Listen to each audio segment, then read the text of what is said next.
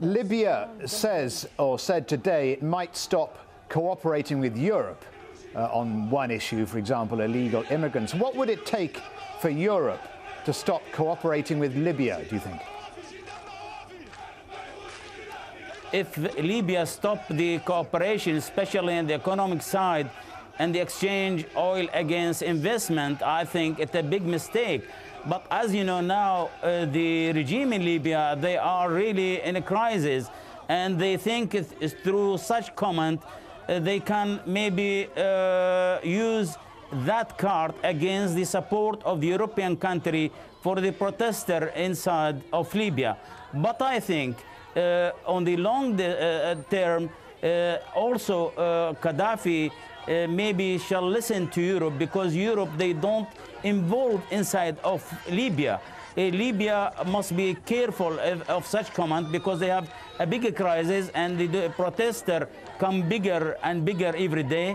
And maybe there is some influence, not in the this month, maybe next time, because as I told you, in the long term shall be a big damage if there is damage on the pipeline, and the crisis in the Middle East continue, and in Bahrain become other question for Europe.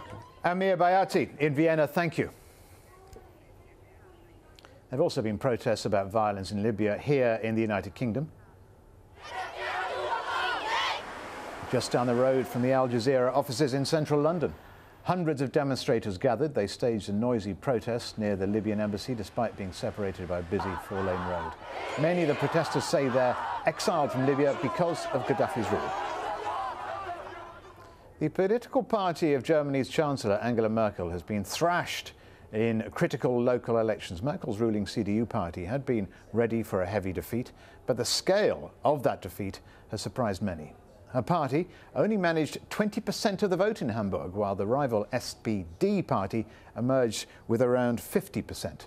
Let's go straight to Al Jazeera's Nick Spicer in Hamburg for the latest. Nick, a big blow to Angela Merkel.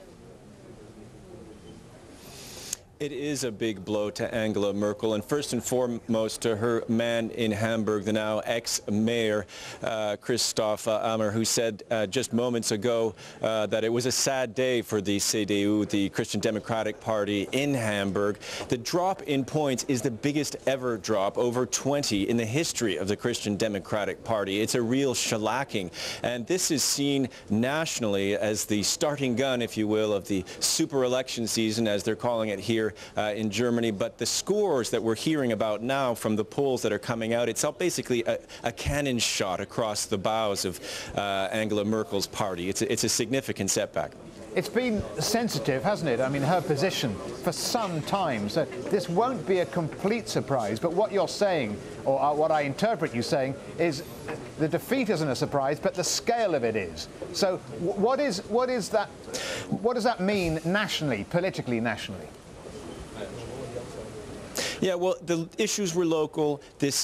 People going to the polls today weren't trying to send a message to Angela Merkel necessarily, but it's significant because this city sends 3 representatives to the upper house of parliament. So that means it's even harder for Angela Merkel to get legislation through, fiscal laws in particular. So it ties her hand to a certain extent nationally. She has to make more concessions to the Social Democratic Party. So it does have, even though this is just a city-state election with people going to the Bundesrat, it does have significance nationally. And as I was saying, it's the beginning of the super election year, 7 regional elections. People who are in the opposition will be very much enthused by what has happened here in Hamburg, and it could help them get out the vote. All right, Nick, we'll leave it there. Thanks for joining us from Hamburg. A car bomb has been defused at a Russian ski resort in the Kabardino-Balkaria area. Well, the incident came just a day after gunmen opened fire on a bus full of Russian tourists. 3 were killed. An explosion on Saturday also heavily damaged a ski lift on Elbrus Mountain. This car was found wired with explosives near a hotel in what is a popular winter sports destination. Italy's embattled Prime Minister, Silvio Berlusconi, is the butt of many jokes at the moment, and that's proved the case at one of the country's most famous carnivals. He's become a popular puppet. Hundreds of people brave the rain, take part in Via Reggio's historic annual Mask Festival, a popular event in the lead-up to Easter. While more protests are planned in the U.S. state of Wisconsin in a continuing battle between the governor and public employees. For the latest on that, let's cross to Washington, D.C. and Shihab Ritanzi. Shihab. Thank you, Stephen. Wisconsin's Governor Scott Walker says more than 10,000 public workers could lose their jobs if unions don't go along with his budget plan. Walker wants union members to contribute more to healthcare and pensions to, he says, help close the state's fiscal gap. But it's his proposal to eliminate their collective bargaining rights that's ignited this week's demonstrations, and it's having a ripple effect nationwide, as Tom Ackerman reports. A pioneer in recognizing public employees' right to bargain through their unions. But now Governor Scott Walker and his fellow Republicans in control of the legislature intend to revoke that right, along with cutting benefits. Giving up collective bargaining, say the workers, is a concession they will not make. This is not about money. It's never been about money. It's about the Republican Party trying to squash the Democrats, trying to squash union rights. The unions see another threat to their survival in Walker's plan to force workers to vote every year on the union's power to collect dues. And they can continue to voluntarily have those union dues that write the check out, give it to that union to make their case, but they shouldn't be forced to be a part of this if that's not what they want to do.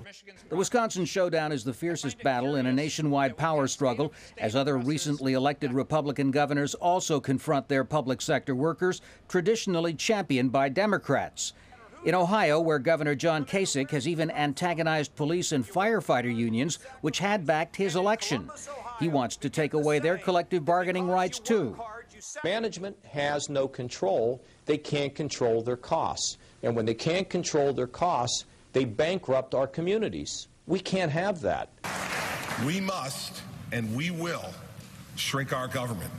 And in New Jersey, Republican Chris Christie and public school teachers are at each other's throats over pensions and health benefits.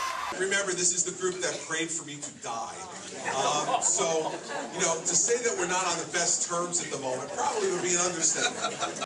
Amid America's economic reverses, the union's favorability ratings are at an historic low, with one recent poll showing them even less popular than corporations. When the choice is between higher taxes or concessions from the unions, taxpayers appear for now to be placing a higher priority on their own pocketbooks. Tom Ackerman, Al Jazeera, Washington. Matthew Rothschild joins us now. He's editor of the Progressive magazine. He's in Wisconsin's capital, Madison. First of all, the unions have apparently now agreed to cuts in their pension and benefits and so forth. Does there seem to be a way out at all? Well, if the governor wants it, there's a way out. If it's simply about budget cuts, there's a way out. But if it's about crushing the unions, there's no way out. And the unions have called his bluff here, and he still seems to be demanding the same old thing, which is not only benefit cuts, he wants to crush the union. Does this seem to be some sort of coordinated nationwide campaign against the unions?